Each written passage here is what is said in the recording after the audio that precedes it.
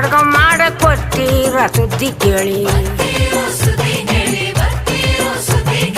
ಒಣ ಒಳಗೆ ಅವರ ಕಾಳು ಕುಣಿದಾಡ್ತಿದ್ದೋ ಒಣ ಒಳಗೆ ಅವರ ಕಾಳು ಕುಣಿದಾಡ್ತಿ ಸುದ್ದಿ ಕೇಳಿ ಬಾಗ್ಲಲ್ಲಿರೋ ಬದನೆಕಾಯಿ ಬೊಗ್ಗು ನೋಡ್ತಿದ್ದೋ